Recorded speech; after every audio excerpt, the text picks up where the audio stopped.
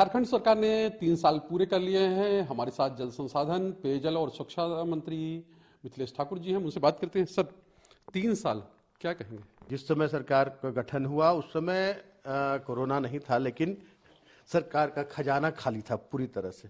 पिछली सरकार ने खजाना खाली कर दिया था। स्थिति ऐसी थी कि कर्मचारियों को तनख्वाह देने तक के पैसे नहीं थे कोषागारों में। कोषागारों में बहुत सारे बिल पेंडिंग पड़े हुए थे। लेकिन माननीय मुख्यमंत्री ने उस समय भी कहा था कि हम इससे थोड़े भी विचलित नहीं हैं, हम स्थितियों को सुधार लेंगे, सभी चीज को हम रास्ते पर ले आएंगे। और उसके बाद कोरोना का संक्रमण का दंश यहाँ जो हमारा राज्य जो पूरी तरह से संसाधनों से विहीन था, कोरोना का दंश झेलना पड़ा। और उसका प्रबंधन भी जो हमारे माननीय मुख्यमंत्री ने जिस ढंग से सीमित संसाधनों में किया, उसकी चर्चा पूरे देश दुनिया में हुई। और जीवन और जीविका को पटरी पर रखने का उनका पूरा सामंजस्य बिठाकर और इस राज्य को इस कोरोना के दंश से बचाने का काम किया, लोगों का जीवन बचाने का काम किया। बाहर जो लोग फंसे पड़े थे दूर दराज के, क्योंकि हमारे राज्य से बहुत लोग दूसरे राज्यों में अपनी जीविका के लिए जाते हैं, तो दूर दराज के राज्यों में, चाहे तमिलनाडु हो या आंध्र प्रदेश हो, कर्नाटक हो, और भी राज्यों में लोग फंसे पड़े थे। और वहाँ से लोग निरंतर राज्य सरकार से गुहार लगा रहे थे, केंद्र सरकार से गुहार लगा रहे थे, हम मंत्रियों से गुहार लगा रहे थे। हम यहाँ से उन्हें सुविधाएं भेज रहे थे, वहाँ के सरकारों से सामंजस्य बिठाकर उनके खाने पीने की व्यवस्था कर रहे थे।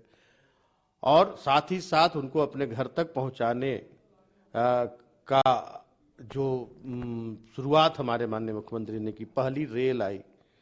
जो काम आज 18 साल 20 साल पहले हो जाने चाहिए थे, वो इन 1 से सवा साल में जिस उद्देश्य से इस राज्य का निर्माण कराया गया था कि अंतिम पंक्ति के लोगों तक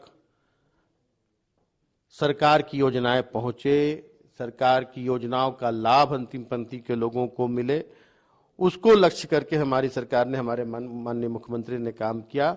और आज उसका परिणाम ये है कि आप चले जाइए गांवों में, सरकार जाती है गांव में, सरकार के पदाधिकारी जाते हैं गांव में और वहां बैठकर उनकी समस्याओं का, जनता की समस्याओं का समाधान करते हैं। स्थानीय नीति को लेकर तमाम बात होती है और रद्द भी हो गई। क्या कहेंगे, क्या कहाँ पे पेच फंस रहा है?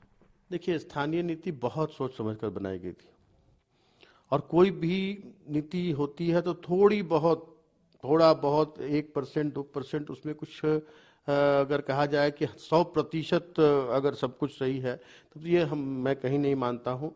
और जहाँ तक हमारी स्थानीय नीति, जो हमारे नियोजन नीति जो हमारी सरकार ने बनाई थी, वो राज्य के मूलवासियों, यहाँ के आदिवासियों को ध्यान में रखते हुए कि जो भी नियुक्तियाँ 3rd ग्रेड 4th ग्रेड की हों, 95% यहाँ के लोगों का उस पर हक हो, यहाँ के लोगों को नौकरियां प्राप्त हो, ये सोचकर ये नीति बनाई गई थी। लेकिन भाजपा को, जो विपक्ष के लोग हैं, उनको ये रास नहीं आया, क्योंकि उनकी तो अलग राजनीति है और राजनीति का उनका अलग अपना फंडा है। वो नहीं चाहते यहाँ के मूलवासी, यहाँ के आदिवासी आगे बढ़ें। अगर वहाँ के मूलवासी आदिवासी आगे बढ़ जाएंगे तो फिर उनका जो एजेंडा है उस पर वो कामयाब नहीं हो पाएंगे।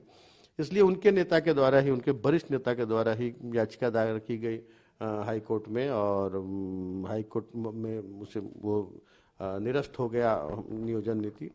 तो ये जनता सब कुछ देख रही है। ईडी सीबीआई की बहुत चर्चा होती है।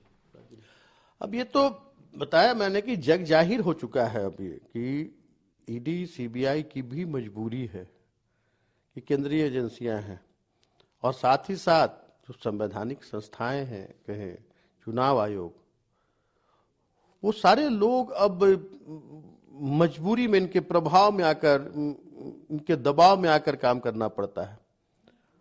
और बहुत सारे ये वाक्यों में ऐसी बात सुनने को भी आई है कि ईडी के बड़े अधिकारियों ने कहा कि हमारी मजबूरी है, सीबीआई के अधिकारियों ने कहा कि हमारी मजबूरी है, आईटी के अधिकारियों ने भी कहा कि हमारी मजबूरी है।